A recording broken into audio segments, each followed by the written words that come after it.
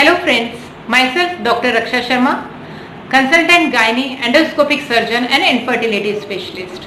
और मेरा बहुत ज़्यादा इंटरेस्ट है polycystic ovarian disease and obesity and weight management में। तो मैं आज आपको बताऊंगी पॉलीसिस्टिक ओवेरियन डिजीज क्या है।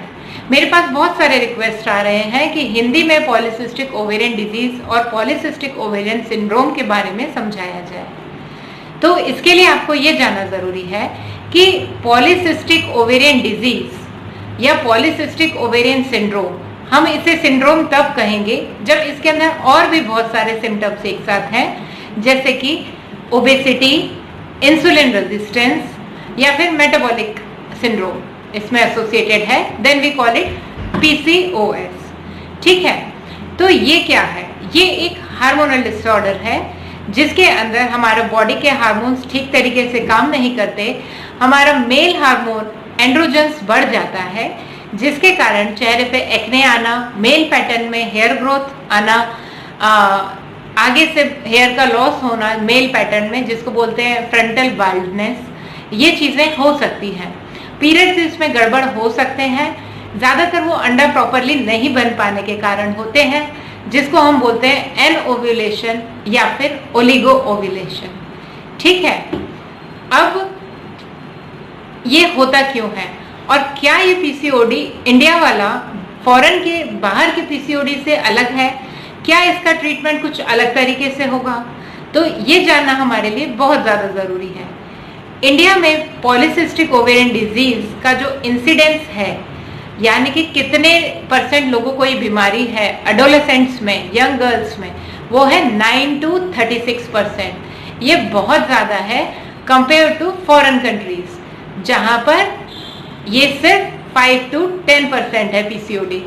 ठीक है, अब इंडिया का जो पीसीओडी है वो थोड़ा अलग है। उसके अंदर ओबेसिटी ज़्यादा आती है, मोटापा ज़्यादा आता है, इंसुलिन हार्मोन की गड़बड़ी ज़्यादा होती है, जिसे हम कहते हैं इंसुलिन रेजिस्टेंस। अब इसके कारण क्या होता है कि हमारी बॉडी में हार्मोन की गड़बड़ी के कारण मेल हार्मोन ज़्यादा बनने लगता है, हमारा अंडा प्रॉपर तरीके से नहीं निकलता, जल्द ही डायबिटीज़ वाले चेंजेस होने लगते हैं, हाइपरटेंशन होने लगता है, लिपिड्स बढ़ने लगते हैं, यानी कि डिसलिपिडेमिया या बॉडी के अंदर गंदे फैट्स का ज़्यादा होना। तो इंडिया में देखा जाता है कि बॉडी के अंदर मोटापा, डायबिटीज़ या गंदे फैट्स का ज़्यादा होना ज़्यादा कॉमन है, जबकि फॉरेन कंट्रीज़ के अंदर हाइपर एंड्रोजेनिज्म, मतलब कि मेल पैटर्न वाला जो कॉम्बिनेशन मिलता है वो ज़्यादा है। ठीक है, तो अब हम इंडिया की बात करते हैं। पूरे इंडियन या एशियन कंट्रीज़ के अंदर जहाँ मेटाबॉलिक सिंड्रोम ज़्यादा है, तो इसका ट्रीटमेंट ऑप्शन भी थोड़ा सा डिफरेंट होता है। स्पेशली जब आप प्रेगनेंसी प्लान करना चाहते हैं तो हमें कुछ अलग तरीके से इसको ट्रीट करना होता है। नॉर्मली जो हम सबसे पहले बात करते हैं कि पीसीओडी में मिलेगा क्या क्या, तो इसके अंदर 3 में से कोई भी अगर 2 चीज़ें मिलती हैं तो हम बोलते हैं कि पॉलीसिस्टिक ओवेरियन डिजीज या सिंड्रोम है। क्या क्या हो गई वो 3 चीज़ें? सबसे पहले मेंस्ट्रुअल इरेगुलरिटीज, पीरियड का गड़बड़ होना, या तो वो कम आएंगे या ज़्यादा आएंगे, जल्दी जल्दी आएंगे, कई दिनों के बाद आएंगे। बोले मीन्स एनओव्यूलेशन या ओलिगो ओव्यूलेशन या हाइपोमेनोरिया इसके अंदर ज़्यादा देखने को मिलता है। सेकेंड नंबर पे चीज़ है हाइपर एंड्रोजेनिज्म, मेल हार्मोन का ज़्यादा होना, जैसे कि टेस्टोस्टेरोन, DHEA, इनका अगर ज़्यादा होना होता है तो मेल पैटर्न में एक्ने, ऑयली स्किन या मेल पैटर्न में हेयर ग्रोथ आ सकता है। थर्ड होता है सोनोग्राफी के अंदर पीसीओडी वाली पिक्चर। कई बच्चे आकर परेशान हो जाते हैं कि सोनोग्राफी में पीसीओडी आ गया तो इसका मतलब उनको पीसीओडी है, जबकि ऐसा नहीं है। इन तीनों चीज़ों में जिसको हम सबसे कम इम्पोर्टेंस देंगे, वो भी एडोलेसेंट ग्रुप्स में यानी यंग पीपल में, वो है सोनोग्राफी फाइंडिंग, क्योंकि आजकल मशीन ज़्यादा अच्छी होती है और बच्चों के अंदर कुछ नंबर ऑफ फॉलिकल्स ज़्यादा देखने को मिलते हैं। जनरली सोनोग्राफी पिक्चर कैसी होती है? इसके अंदर खूब सारे छोटे छोटे सिस्ट बन जाते हैं, इसलिए हम बोलते हैं पॉलीसिस्टिक ओवेरियन डिजीज। बहुत सारे छोटे छोटे सिस्ट होने के कारण कोई भी एक सिस्ट मैच्योर नहीं होता उसमें से एग नहीं निकलता तो ओव्यूलेशन नहीं होता। टाइम से अगर ओव्यूलेशन नहीं होगा तो पीरियड टाइम से नहीं आएगा, इसीलिए हमारे पीरियड्स लेट होते जाते हैं। और जब पीरियड 2 या 3 महीने तक नहीं आते तो बच्चेदानी की झिल्ली ज्यादा बढ़ जाती है, जिसके कारण ज्यादा दिनों तक ब्लीडिंग हो सकती है। तो ये सारे कॉम्बिनेशन हमें देखने को मिलते हैं। तो सिर्फ सोनोग्राफी में अगर पीसीओडी आता है तो मेरे बच्चों से बिल्कुल रिक्वेस्ट है कि उन्हें टेंशन बिल्कुल भी नहीं करना है, जब तक कि उनके मेंस्ट्रुअल साइकिल्स गड़बड़ नहीं है, या फिर मेल पैटर्न में हेयर ग्रोथ या एक्ने या ऑयली स्किन नहीं है, या फिर उनका वेट बहुत ज्यादा नहीं है। अब इसमें मैनेजमेंट पे जब अपन बात करेंगे कि इसको हम कैसे ट्रीट करें, तो उसके अंदर सबसे पहले आता है लाइफस्टाइल चेंजेस।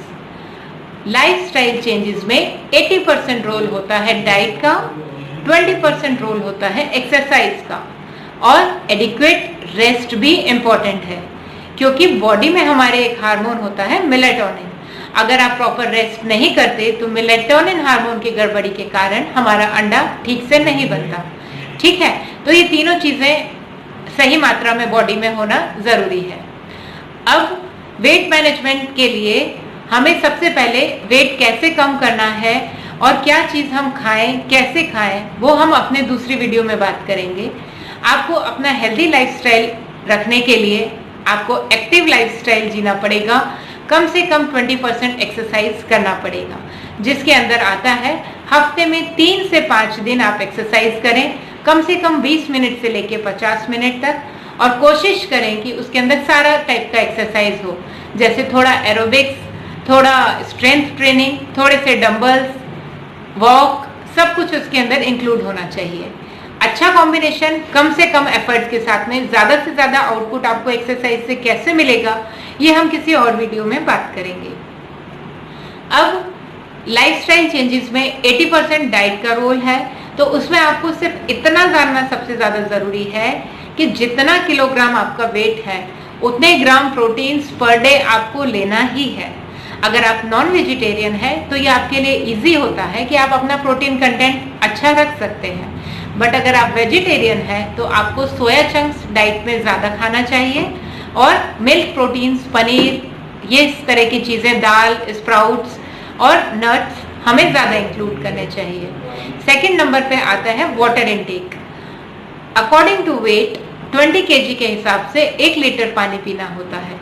तो जितना भी आपका वेट है, अगर 60 kg है तो 3 लीटर पानी, 80 kg है तो 4 लीटर वाटर इनटेक आपको लेना है। फिर फाइबर कंटेंट बहुत इंपॉर्टेंट है। हमारा नॉर्मल डाइट में स्पेशली फीमेल्स को अगर वेट लॉस करना है तो उन्हें गुड अमाउंट ऑफ फाइबर खाना चाहिए। आप जब अपना डाइट देखोगे तो हार्डली उसमें 5 से 10% ही फाइबर आता है, और जबकि हमें फाइबर खाना है 20 to 35%। फाइबर कैसे बढ़ा सकते हैं? आप ज्यादा से ज्यादा ग्रीन वेजिटेबल्स एंड फ्रूट्स को इंक्लूड करके डाइट में फाइबर बढ़ा सकते हैं। स्प्राउट्स खाने से, या seeds, pumpkin seeds, chia seeds, अलसी सीड्स, ये खाने से आपका फाइबर कंटेंट बॉडी में बढ़ेगा। सीड्स खाने का, नट्स खाने का एक और फायदा है कि आपको ओमेगा 3 फैटी एसिड्स मिलेंगे, जिसका काम होता है बॉडी का इन्फ्लेमेशन कम करना, गंदे वाले फैट्स, LDL, कोलेस्ट्रॉल, उनको कम करना। तो इतनी चीजें आप अपना डाइट में थोड़ा सा फॉलो करिए। अगर आप सिर्फ वेट कम करना चाहते हैं, अगर आप 3 to 5% भी वेट कम करते हैं तो 75% आपका बॉडी का हार्मोन्स ठीक हो जाता है। ठीक है, तो फर्स्ट लाइन मैनेजमेंट हो गया आपका लाइफस्टाइल चेंजेस, जिसमें आप थोड़ा सा वेट कम करेंगे, थोड़ा सा एक्टिव लाइफस्टाइल जिएंगे और थोड़ा सा रेस्ट इंक्लूड करेंगे। सेकेंड नंबर पे आता है मेडिकल मैनेजमेंट। तो फर्स्ट लाइन मैनेजमेंट में आती है हार्मोनल पिल्स, लेकिन ये पिल्स हम हर किसी को नहीं दे सकते। हम अपने आप डिसाइड करते हैं कि किस बच्चे को हार्मोनल पिल सूट करेगा, किसका हार्मोन कितना ज्यादा डिस्टर्ब्ड है, और उसे क्या ट्रीटमेंट फॉलो करना है। अगर आप प्रेगनेंसी करना चाहते हैं तो फिर हम आपको ये हार्मोन पिल्स नहीं दे सकते। इसके बाद कुछ नॉन हार्मोनल ड्रग्स आती हैं, जिसमें आता है मेटफॉर्मिन या इंसुलिन सेंसिटाइजर्स, जैसे कि मायोआइनोसिटोल्स। ये कुछ अलग तरह की नॉन हार्मोनल मेडिकेशंस होती हैं जो आपके बॉडी के इंसुलिन हार्मोन को रेगुलेट करती हैं। अगर आप इसे 3 से 6 महीने तक लेते हो तो बॉडी का मेल हार्मोन कम होने लगता है, मेंस्ट्रुअल साइकिल्स आपकी रेगुलर होने लगती है और पीसीओडी प्रोफाइल आपका बेटर होने लगता है। फाइनल डिसीजन आपके डॉक्टर का होता है कि आपको किस तरह का कॉम्बिनेशन देना है। तो ये थी थोड़ी सी जानकारी पीसीओडी के बारे में या पॉलीसिस्टिक ओवेरियन सिंड्रोम के बारे में। अगर आपको इससे रिलेटेड कोई भी क्वेरी है तो आप मुझे मेरे पर्सनल नंबर पे व्हाट्सएप कर सकते हैं या फिर मेरी साइट drraksha.com पर भी आप मैसेज कर सकते हैं। ठीक है, टेक केयर, बाय।